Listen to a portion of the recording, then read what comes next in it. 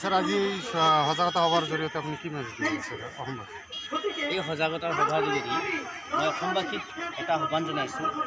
বাল্য বিবাহ যে সমাজৰ কাৰণে একেবাৰে বেয়া এইটো হয়, কিন্তু বাল্য বিবাহৰ নামত চৰকাৰে যিখিনি কৰিছে, মানুহক হাৰাশাস্তি কৰিছে, এইটো কিন্তু চৰকাৰৰ এটা সাংঘাতিক ধৰণৰ অপৰাধ।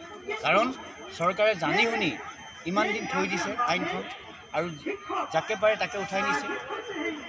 আৰু সেইটো এটা কথা, কিন্তু যদিহে চৰকাৰে এই বাল্য বিবাহৰ নামত যদি কেৱল এটা শ্ৰেণী মানুহক বেছিকৈ কৰিছে, কিন্তু সমগ্ৰ অসমতে সমানে আইন প্ৰয়োগ কৰিব লাগে, কিন্তু এটা জাতি, এটা জনগোষ্ঠীৰ মানুহক বেছিকৈ আক্ৰান্ত কৰিছে বুলি মই চিন্তা কৰিছোঁ। গতিকে মই ভাবোঁ এই সজাগতা সভাৰ যোগেদি চৰকাৰে সচেতন হওক, আৰু যাতে এই হোৱাৰ যোগেদি চৰকাৰৰ যিখিনি নীতি নিয়ম, তেওঁলোকে নীতি নিয়ম এখন গণতান্ত্ৰিক দেশত গণতন্ত্ৰভাৱে যিখিনি কৰিব লাগে সেইখিনি ইয়াকেই মই এই সজাগতা। ইতিমধ্যে মানে বহুকেইজন মানুহ মৰিছে, এই সম্পৰ্কে আপুনি কি কয়? হয়, বহুকেইজন মানুহ মৰিছে, এই সন্দৰ্ভত চৰকাৰক এটাই আহ্বান জনাইছোঁ। আৰু এটা কথা হৈছে যে এই ক্ষতিপূৰণটো চৰকাৰে দিব লাগে। ক্ষতিপূৰণ কেনেকৈ দিব লাগে?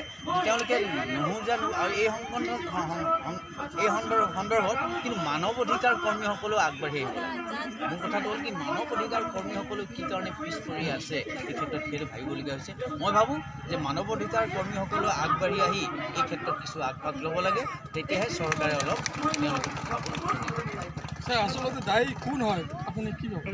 ইয়াৰ কাৰণে দায়ী আমি অকল এটা পক্ষক দিলেই নহ'ব, মানুহক দায়ী দিলেই নহ'ব। ইয়াৰ কাৰণে আমি শিক্ষাটোতো শিক্ষা নোহোৱাৰ কাৰণে দায়ী হয়, কিন্তু চৰকাৰে ইয়াৰ সন্দৰ্ভত সজাগতা যি ধৰণে কৰিব লাগিছিল গাঁৱে ভূঞে এই ধৰণে কৰা নাই। আৰু সেইকাৰণে মই ভাবোঁ চৰকাৰৰ বহুত কৰণী আছিলে, কিন্তু দায়ী বুলি ক'ব নোৱাৰি, কিন্তু নকৰাৰ কাৰণে তেওঁলোকে সুযোগ বুজিলে।